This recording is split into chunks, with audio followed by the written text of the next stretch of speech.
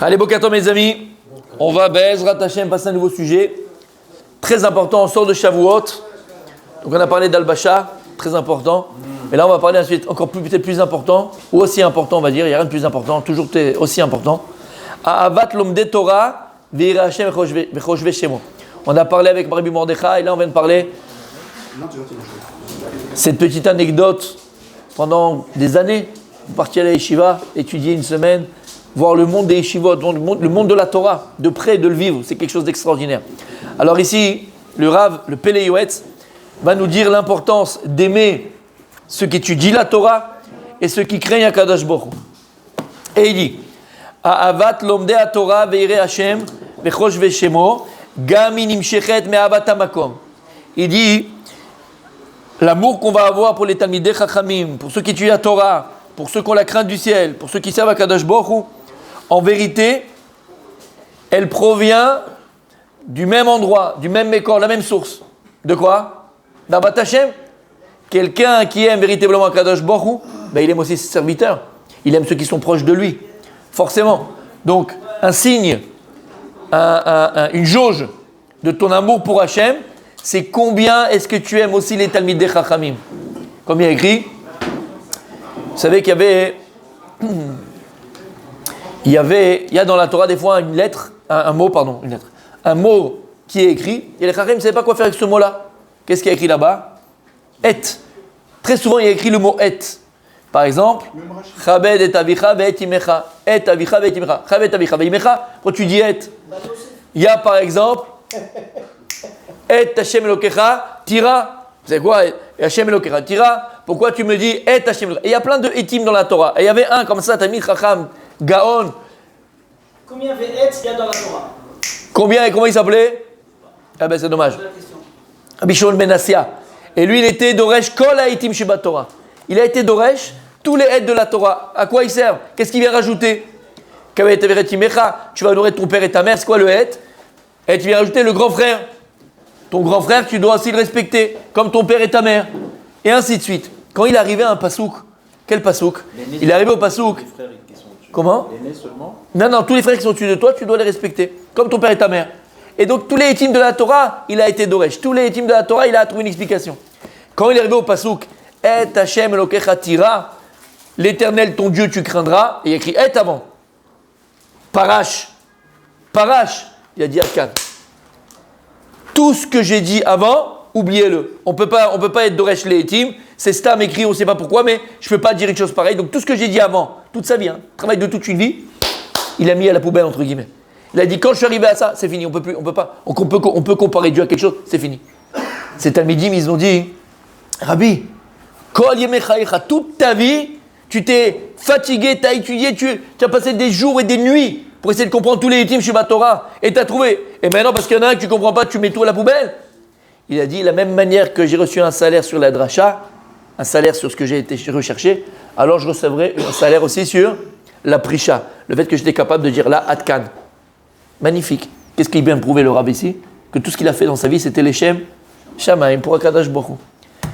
Sheba Rabbi Akiva, la Gemara elle dit Sheba Rabbi Akiva, Rabbi Akiva, il est arrivé. Il a dit viens ici, l'onachon. Tout ce que tu avais dans ta vie, c'est Emet. Et je vais te dire, Et Hashem Elokecha tira, l'Éternel, ton Dieu, tu vas craindre. Et il dit Rabbi Akiva. Les rabot, Talmidei Chachamim. Les rabot, Talmidei Chachamim. Il n'a pas eu peur. Rabbi Akiva n'a pas eu peur de mettre la Mora Shamaim, la Mora Talmidei Chachamim. Il a mis, de la même manière que tu dois craindre Dieu, tu dois craindre les représentants de Dieu. Et c'est qui? C'est nos Gdolei Israël, nos Chachamim, nos Rabbanim, nos Gdolim, Talmidei Chachamim.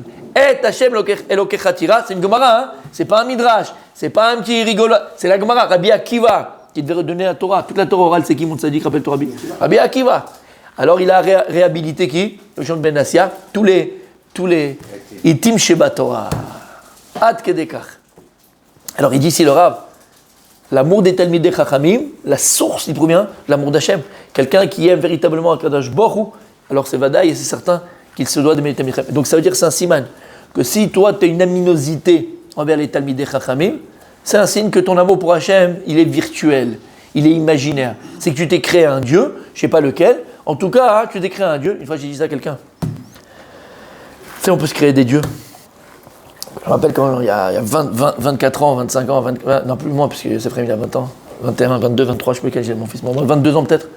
Et bref, il y a 20 ans, et je devais le faire, je voulais le faire entrer dans un Talmud Torah. Ça y est, il devait être 5 ans, 4 ans pour le Hogan, quoi, mais de Talmud Torah. Et il y avait un très très très bon Talmud Torah à Beit Vegan, où tout le monde essayait de faire rentrer là-bas, donc je me suis dit, je vais tenter ma chance. Donc je suis parti là-bas, et il me reçoit comme ça et tout ça. Et donc je lui dis d'où je viens, qu'est-ce que j'ai fait, Aix-les-Bains, tata, j'avais une lettre aussi de la yeshiva, de tout. Bon bref, d'accord. Et à la fin du réayon, comment on dit ? Avant du rendez-vous, on va dire, l'entrevue, le rave, entre guillemets, de la truc qui était là, il se lève, c'est un truc ashkénaze. Il se lève, il vient comme ça, il s'assoit à côté de moi, il me prend par l'épaule, comme ça, il me prend par le même, je dis, Théo Deama, Anioué votre. Et là, je me suis senti comment on appelle ça, ceux qui viennent dans les pays étrangers là, un immigré clandestin. Il m'a pris comme ça, il m'a dit, Théo Deama, Animé votre. J'ai dit, mais pour qui je suis quoi? Hein? Bah, lui c'est un Ashkenaz, je suis un Sfarad, tu comprends? Alors, ah oui, voilà comment ça s'est passé. Tu sais, je me suis senti un immigré clandestin. Je l'ai regardé, écoute bien ce que je lui ai dit, je te promets que ça, je me rappellerai toute ma vie. Je le regarde, je fais, t'as mis le palais, Hachem? Je te promets. Il me dit, ah non, mais j'avais déjà dit, non, je ne mettrai pas mon fils dans un endroit pareil. Et il me dit, quelqu'un va chez là, il me dit, va chez là. Je fais, Ani Rochef, je suis un remit païm, le auto Elohim. Je fais, on n'a pas le même Dieu, je lui dis. Je lui dis, tu pries un autre Dieu. Je lui ai réfléchi à quel Dieu tu pries, toi tu pries pas au Dieu d'Israël. Je me suis levé, je suis parti, j'ai laissé tomber. Tu comprends? Je suis un coffre, je suis un truc, il dit cacahuète, il va changer des cacahuètes bientôt. T'as compris ce que ça veut dire? Oui, c'est les meilleurs amis des Juifs. T'as compris ce que ça veut dire? On reprend. Et Hachem Elokecha Tira. Il y a des gens qui prient un Dieu, mais ils se sont imaginés un Dieu, ils se le sont inventé un Dieu. Il y a un seul Akadosh Baruch Hu, il y a un seul Dieu, d'accord, qui est entièrement amour et qui aime tout le monde, qui aime tout le Am Israël. Am Israël et qui aime même les nations. C'est un Dieu qui aime tout le monde, tous ses enfants. Am Israël, on est ses premiers-nés, mais il aime tous ses enfants. Donc fais attention à quel Dieu tu pries. Est-ce que tu pries à Akadosh Baruch Hu, Melech Malchei Amlachim, ou tu t'es créé un Dieu virtuel? Alors il dit ici comme ça, si jamais, c'est très difficile. C'est très difficile. Impossible parce que le vrai émet, à la limite on peut dire qu'il y a Moshe ou Abraham, enfin, c'est-à-dire que nous, c'est difficile quoi de dire. C'est émettre ce que tu dis. Juste alors je vais te dire, moi parce qu'on a cette question tous, je vais te dire une chose. Il y a un klal. Tu sais aujourd'hui quand, par exemple, comment on... Alors c'est fini, c'est bientôt terminé Bezrat Hashem parce qu'ils ont fait un truc Israël, c'est unique dans le monde, parce qu'on décèle l'eau de la mer Méditerranée. Et dès que maintenant le lac de Tibériade il est trop bas, qu'est-ce qu'on fait? Hop, on ouvre le robinet, c'est dessalé, on met dans le lac de Tibériade. Mais donc c'est mamash, Maruma Secha Hashem, la chokhma qui donne aux Yehudim, l'intelligence que Dieu donne au Ham Israël, c'est fou, c'est unique dans le monde, ça n'existe nulle part. Mais pour te dire quoi, c'est qu'avant, pour compter, entre guillemets, pour décider de la sécheresse en Israël, c'était par rapport au niveau du lac de Tibériade. D'accord? Exactement. Et ce que je vous dis, c'est Emet, d'accord? J'ai écouté la radio, je me rappelle, et c'était un moment de sécheresse complet en Israël. Et il y avait un dioun avec les ministres pour savoir comment on va faire, parce que on était à ça, Kav Adom, Kav Shachor, même pas Kav Adom, Kav Shachor. Il y a Adom et Shachor. Shachor, c'est Mchet, tu ne veux pas faire de douche et tout. Bref. Et il y a de ça, il y a peut-être 10-12 ans. Et je me rappellerai toujours. Et alors la journaliste, voilà, c'est bon, le cabinet ministériel, ils sont sortis, ils ont décidé. Alors qu'est-ce qu'on fait pour avoir de l'eau? Tu sais ce qu'ils ont fait? Pas du tout. Ils ont baissé le cavadum. Alors avant, on décidait que c'était à 2 mètres 50 que c'est la sécheresse. Maintenant, c'est à 3 mètres. Tout va bien, messieurs, on a assez d'eau. Mètre que c'est vrai. C'est ce qu'on fait. Qu'est-ce qu'on a fait en France avec le bac? À l'époque, moi je me rappelais mon grand-père paternel. Il a eu le brevet des collèges. Oui. D'accord? Il n'y en avait pas. Il y avait 1 sur 25 ou 30 ou 40 dans l'école qui avait le brevet. Et on le prenait, on le mettait, c'était aujourd'hui Mathieu Matspé, qui dit les trucs des brevets des collèges. Maître, Mathieu Matspé. Après, comment on appelle ça? En troisième, comment on appelle? Brevet des collèges, ouais, comment on appelle ça? BEPC, voilà. Ça c'est quoi? Il sert à rien, c'est même pas c'est quoi. Mais c'était le bac encore. Le bac c'était quelque chose, waouh, celui qui a le bac c'est crachou. Ayom, comment on a fait? Vu que les gens, les élèves, ils savent pas lire, ils savent pas lire. Ils savent pas lire. En France, il y a des analphabètes. Ils vont à l'école, ils sont analphabètes. Ils savent pas lire. Alors qu'est-ce qu'on a fait? Au lieu d'élever les élèves au niveau du bac, on a baissé le niveau du bac. Alors maintenant, ça, ce que je dis, tu peux le faire aussi dans la Torah. C'est comme sur la Attention, il y a 95% de succès, non, c'est facile. C'est comme la dette aux États-Unis. C'est quoi, comment la quoi? Comme la dette. Ah, la dette, exactement. Exactement, mais c'est la solution. C'est la solution. Dans la Torah, c'est pareil, mon tzaddik. Tu as deux sortes. Mes amis, dans la Torah, c'est pareil. Dans la Torah, c'est autour là-bas. Dans la Torah, tu as deux sortes de kirouv quand tu veux ramener les gens à la Torah. Soit tu prends les gens pour des bœufs, et tu regardes, moi, les bœufs que j'ai en face de moi. De toute façon, ceux-là, c'est des gens perdus. Des gueux et des bœufs, comme dirait notre ami Francis. Et donc, de toute façon, c'est peine perdue. Alors, qu'est-ce que je fais? Puisque je considère les gens qui sont en face de moi comme des bœufs. Qu'est-ce que je fais? Je prends la Torah et je la baisse par terre et j'en mets à un niveau des pâquerettes. Soit, bien au contraire, tu as conscience du potentiel que tu as en face de toi. Il y a des couches de saleté qu'il y a eu, comme nous on avait, comme tout le monde avait. L'homme il y a un potentiel extraordinaire. Il y a un potentiel infini dans chaque juif. Alors qu'est-ce que tu fais? Tu prends les personnes, tu prends les Yehudim qui sont en face de toi et tu les élèves au niveau de la Torah. Ça, c'est la Chokhma. Shamata, t'as compris? Ben, ça, c'est pareil. Donc, pourquoi je dis ça? C'est plus dur comme travail. Ah ben c'est la vie, mon tzaddik. La facilité, c'est jamais porter bonheur à quelqu'un. Oh, tu parlais des yeshivot, ok? Parce que j'ai ces anecdotes, là j'aime bien les petites anecdotes parce qu'on apprend beaucoup du vécu. Tu parlais des yeshivot, je tairai le nom. Je ne dirai pas le nom parce que ça existe encore, tout ça. Je tairai le nom. Non, je tairai le nom. Parce que si on vient personnellement, je dirais quelque chose. Mais en tout cas, je tairai le nom. Je parle de ça il y a longtemps aussi. Et j'avais un copain aussi qui était là-bas, plusieurs des gens que je connaissais, un très bon copain qui était là-bas. Et c'était un psychopathe. C'est devenu un psychopathe. La yeshiva, elle a rendu comment on appelle ça? Problème psychorigide, tout ce que tu veux. Ok, là-bas. Et je me rappellerai toujours. Alors, problème de Shlambaït, à gogo, bref, bon, des trucs de fou. Et je me rappelle toujours. Sa femme, qu'on ne pouvait plus, elle explosait. C'était. Son séjour chez. Ouais, je vois qu'il a fait les yeshivas, bien sûr. On leur enseignait des choses à côté qui étaient complètement.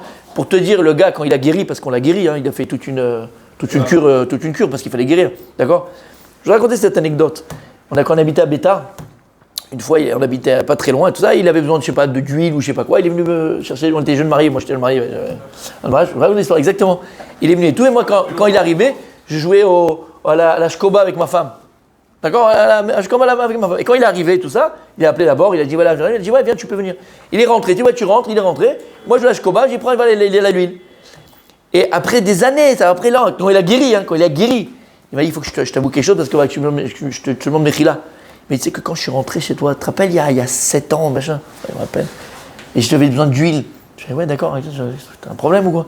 Il me dit, bah, tu sais, tu te rappelles, tu jouais aux cartes avec ta femme. Je fais, ouais, peut-être, sûrement. Et alors, il me dit, tu sais quoi, dans ma tête, dans mon cœur, j'y suis là, c'est un rachat. Quand ça, il dit, excuse-moi, il dit, Mechila, ouais, les cartes, ça se sourd avec sa femme. Je lui dis, mais t'as jamais fait un strip poker avec ta femme? Je dis, bref, t'as compris? Ça met du piment, ça met du truc. La malo! Mais la malo! Mais pourquoi pas, ça dit? Qu'est-ce qu'il y a? Parce que t'as une barbe et un machin, tu sais pas être romantique, tu sais pas être sympathique, tu sais pas kiffer. Regarde, il y a les yeux qui brillent, celui-là. Calme-toi, il va acheter des cartes. Je vais voir les gars dans les bains, ils vont venir avec des cartes. Hey, calmez-vous. C'était joli. C'est pour ça qu'avoir la crainte des Tamidei Chachamim, c'est pas évident parce que les gens ils peuvent avoir l'apparence, mais c'est pas vraiment des Tamidei Chachamim. Bien sûr. Il faut savoir déceler qui est le. Bien sûr, mais juste par rapport à ce que tu as dit, je rebondis par rapport à ça. Et en fait, le gars, son épouse, après des années, quoi, complètement. De Ner, il y avait un des rabbinim très très très importants de la yeshiva, qui était un des 3 responsables de la yeshiva, qui était voisin. Ils étaient dans le même immeuble. Je me rappelle toujours, elle est partie, elle a tapé à la porte, elle est partie le voir. Je lui dis, qu'est-ce que vous avez fait à mon mari? Ben, c'est vrai. Je dis, qu'est-ce que vous avez fait à mon mari? J'ai pas un homme à la maison. J'ai pas un homme, j'ai un fou à la maison. Pourquoi lui? Et je me rappellerai toujours. Et qu'est-ce qu'il a répondu, le Rav? Qu'est-ce qu'il lui a répondu? Et c'est ça l'erreur. Et c'est ça l'erreur que je suis en train de vous dire. Qu'est-ce qu'il a répondu? Je ne donne pas de nom, j'ai rien. Et il a dit comme ça, écoutez, mais comme c'est grave. Il a dit, mais ces garçons-là qu'on a reçus à la yeshiva, c'était des sauvages. Comme ça, il a dit. C'était des sauvages. Alors, qu'est-ce que vous voulez? Nous, on les met en cage et au moins, ils font pas de bêtises. Voilà. C'est ça la réponse? C'est ça la réponse qu'il lui a donnée. On les met en cage, comme les mots. Et au moins, ils font pas de bêtises. C'est facile, ça, ce que je te dis. C'est facile, ça. C'est facile, tout est interdit, t'as pas le droit, tu peux pas. Mets-le en cage. C'est facile, laisse-le, enferme-le la boîte au Midrash. C'est ça un Yehudi. C'est ça Avodat Hashem. C'est ça, servir à Kadosh Baruch Hu. Tu comprends ce que ça veut dire? Tu fais des psychopathes, où tout est assourd, tout est interdit, tout est aigri, une Torah 2. Tu as compris ce que ça veut dire? Alors par rapport à ce que tu as dit, Tzadik, ça veut dire la première chose qu'il faut enseigner à ses élèves. Et j'ai eu la chance de passer par Extréma, que j'ai dit tout à l'heure. J'ai eu la chance de passer par Extréma. Et quand je suis sorti d'Extréma, je n'étais pas un Talmid Racham. Loin de là. Je savais étudier une Gemara, lire une Gemara, tout ça, mais très, très, très, très loin, mais loin du compte. Tamati, je connaissais la Gemara, je connaissais les mots, je savais machin, mais pas du tout, très loin des Talmid Racham. Il y a une chose qui m'ont appris, en premier, et ça c'est pour la vie. Quand un bijoutier, il apprend un apprenti, il voit un apprenti avec lui, d'accord? C'est son futur héritage qu'il lui laissera de la boutique. Qu'est-ce que la première chose un bijoutier doit apprendre à son apprenti? La première chose. Avant tout, la première chose, on avait dit. Ne vole pas les diamants. Hein? Pas voler, non, c'est l'apprenti, c'est son fils, c'est son machin. Voilà, c'est ça. Lui, il ne va pas le voler, il a confiance en lui. Mais la première chose qu'il apprend dans le métier, la première chose. De regarder. Regardez quoi? De regarder le travail. Comment on travaille? De reconnaître une fausse d'une vraie. Parce qu'imagine le mec qui vient pour lui vendre un truc, en fait c'est des pacotis, lui il voit avec ça brille. Il dit papa, je t'ai eu un truc à un petit prix, et c'est normal, c'est des bouts de verre mon fils, qu'est-ce que t'as fait? La première chose, c'est le vrai du faux. Tu comprends ce que ça veut dire? Alors j'étais pas Talmid Chacham, pas du tout, mais il y a une chose qu'on m'a appris avec les bains, il y a des fois on sait même pas qu'on m'a appris, tu le respirais. Ça, tu rentres, c'est dans c'est l'atmosphère qui était comme ça, ouais, tu sais de quoi le Hémet. Alors même si toi tu n'as pas encore atteint le Hémet, tu l'espères, tu es là, c'est la Matara, mais va la Tayodea. Tu le sens, tu le vois, tu le sens, tu le respires, il est palpable la vérité. Tu comprends ce que ça veut dire? Alors même si je ne suis pas arrivé à cette vérité-là, la vérité d'Hachem je la connais, j'avance tous les jours. Tu comprends ce que ça veut dire? C'est ça qu'on est en train de dire ici. On continue demain, Bezrat Hachem.